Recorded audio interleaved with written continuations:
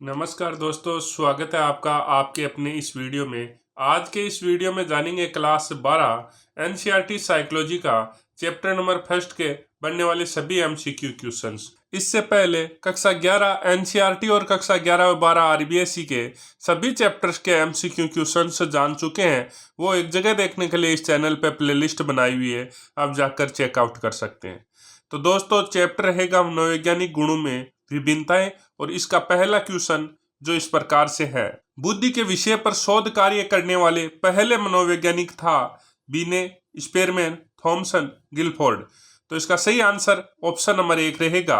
बुद्धि के विषय पर शोध कार्य करने वाला पहला मनोवैज्ञानिक बिन्ने था। संवेगात्मक बुद्धि पद का प्रतिपादन किसने किया? गाल्टन, वुड तथा वुड, सोल्वे व मेयर, इनमें से कोई नहीं। तो इसका सही आंसर ऑप्शन नंबर 3 रहेगा, शेलावे तथा मेयर। किसने बुद्धि को एक सार्वभौमिक क्षमता माना है? वेस्लर, बीने, गार्डनर, इनमें से कोई नहीं। तो इसका सही आंसर ऑप्शन नंबर 2 रहेगा, बीने। थ्रस्टन के अनुसार बुद्धि में कितने प्राथमिक मानसिक योग्यताएं उपस्थित होती है? 5, 6, 7, 8।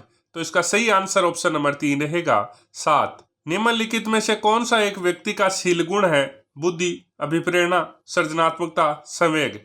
तो इसका सही आंसर ऑप्शन नंबर 1 रहेगा, बुद्धि। जिन व्यक्तियों की बुद्धि लब्धि 90 से 100 के बीच होती है उन्हें कहते हैं जल, मूड, सामान्य, प्रतिभाशाली। तो इसका सही आंसर ऑप्शन नंबर 3 रहेगा, सामान्य। किसने कहा कि अमूर्त चिंतन की योग्यता ही बुद्धि है? बीने, टर्मन, रेबर, इनमें से कोई नहीं। तो इसका सही आंसर ऑप्शन नंबर 2 रहेगा, टर्मन। जिन व्यक्तियों की बुद्धि लब्धि 80 से 89 के बीच होती है उन्हें कहते हैं प्रतिभाशाली, मूड, सुस्त, औसत। तो इसका सही आंसर ऑप्शन नंबर 2 रहेगा, मूड। किसने बुद्धि लब्धि के संपर्क को विकसित किया? बिने, टर्मन, स्टर्न, साइमन। तो इसका सही आंसर ऑप्शन नंबर 2 रहेगा, टर्मन। व्यक्ति के जीवन में सफलता का कितना प्रतिशत संयोगात्मक बुद्धि से निर्धारित होता है? लगभग 60%, लगभग 70%, लगभग 80%, लगभग 100%। तो इसका सही आंसर ऑप्शन नंबर 3 रहेगा, लगभग 80%। प्राथमिक मानसिक योग्यता का सिद्धांत किसने प्रस्तुत किया? Likert, Guilford, Thurstone, Gardner. तो इसका सही आंसर ऑप्शन नंबर 3 रहेगा, थ्रस्टन। किस वर्ष बुद्धि का पास मॉडल विकसित हुआ? 1984, 1994, 1954, 1964। तो 1994 में बुद्धि का पास मॉडल विकसित हुआ। ऑप्शन नंबर 2 सही रहेगा। मानसिक उम्र के संपर्क को किसने विकसित किया? बिने, स्टर्न, ट्रमन, बिने तथा साइमन। तो इसका सही आंसर ऑप्शन नंबर 1 रहेगा, बिने। बुद्धि के किन के सिद्धांत को एक कारकीय सिद्धांत कहा जाता है? गिलफोर्ड, जेनसन, थ्रस्टन, बिने। तो इसका सही आंसर ऑप्शन नंबर 4 रहेगा, बिने। जिस बच्चे की बुद्धि लब्धि 35 से 49 होती है उसे किस श्रेणी में रखा जा सकता है? सौम्य मानसिक दुर्बलता, साधारण मानसिक दुर्बलता, गंभीर मानसिक दुर्बलता, अति गंभीर मानसिक दुर्बलता। तो इसका सही आंसर ऑप्शन नंबर 2 रहेगा, साधारण मानसिक दुर्बलता। आज्ञात्मक तरकना को किसने बुद्धि का एक कारक माना है? Jensen, Spearman, Thurstone, Guilford.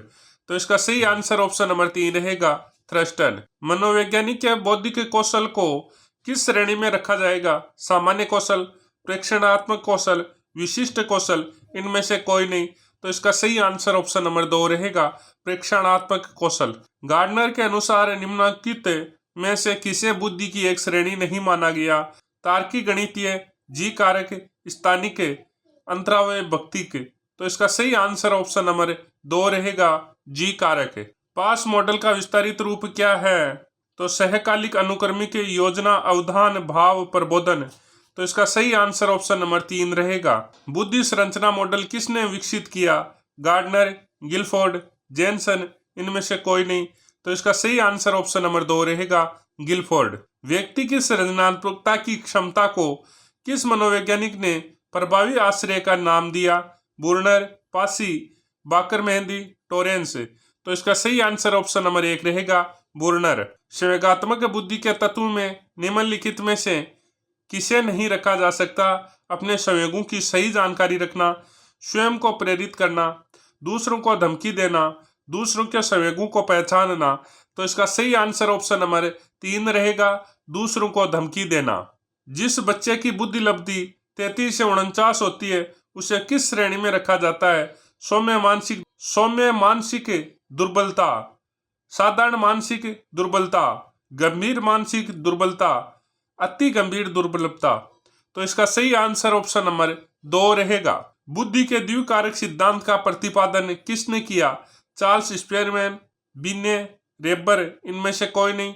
तो इसका सही आंसर ऑप्शन नंबर 1 रहेगा, स्पीयरमैन ने। निम्नलिखित में से कौन सृजनात्मक चिंतन की अवस्था नहीं है? सत्यापन, उद्भवन, धारणा, तैयारी। तो इसका सही आंसर ऑप्शन नंबर 3 रहेगा, धारणा।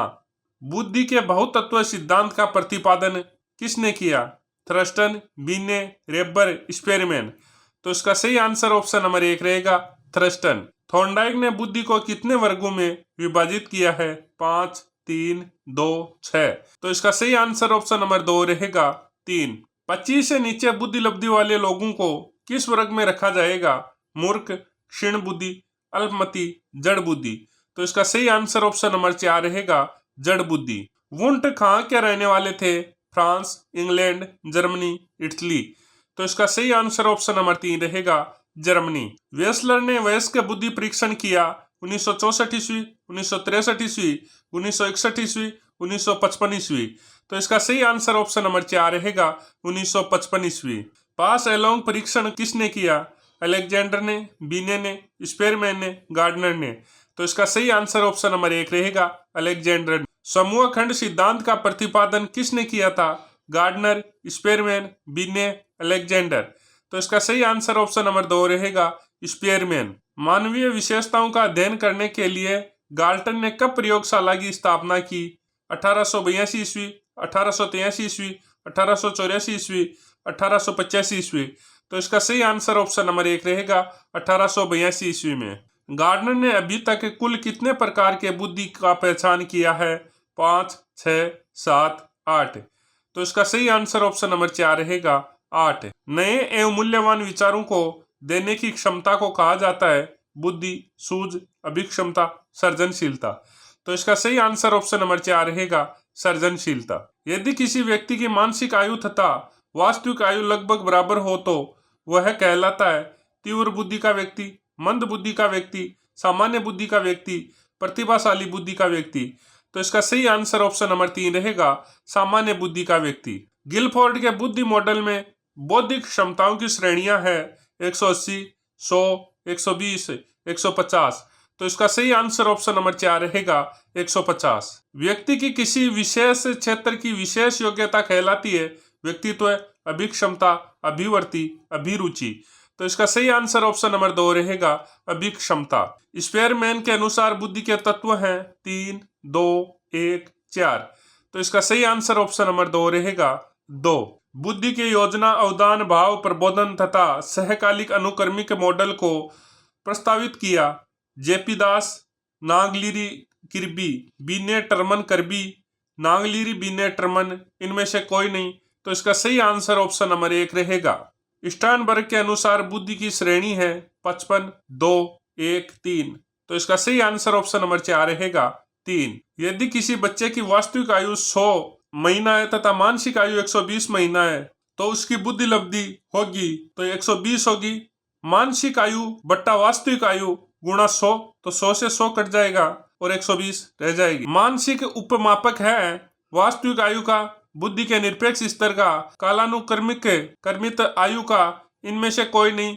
तो इसका सही आंसर ऑप्शन नंबर 2 रहेगा, बुद्धि के निरपेक्ष स्तर का। बुद्धि मापने के लिए सर्वप्रथम प्रयोगशाला की स्थापना कौन और कब की? तो वुंट ने 1879, गाल्टन 1883, स्पीयरमैन 1873, बिने 1883।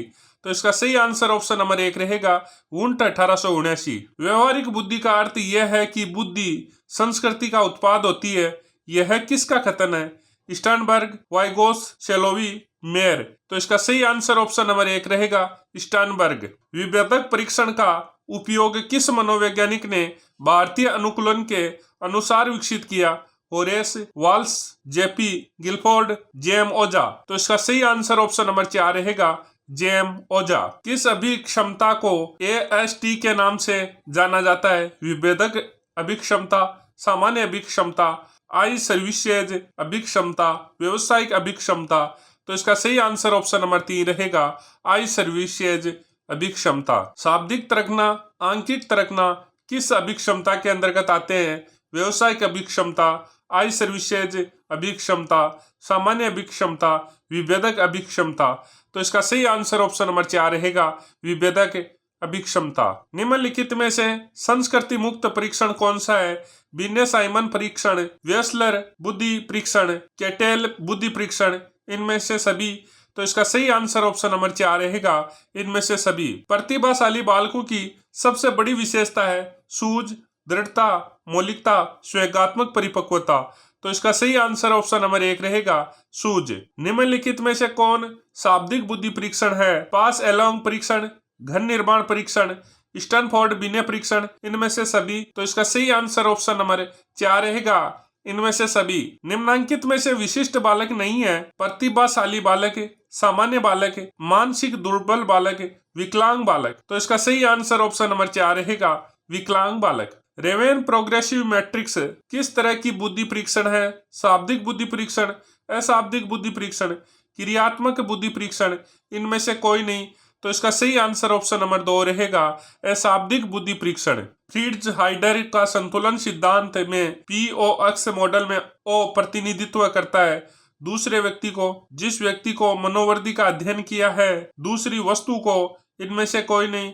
तो इसका सही आंसर ऑप्शन नंबर 2 रहेगा। दोस्तों, अगर आप इसी प्रकार से आरबीएसई और एनसीईआरटी शिक्षा मनोविज्ञान के सभी चैप्टर्स के एमसीक्यू की पीडीएफ और टेस्ट फॉर्मेट में प्राप्त करना चाहते हैं तो आप प्ले स्टोर पर जाकर पेपर साथी ऐप डाउनलोड कर सकते हैं। जय हिंद, जय भारत।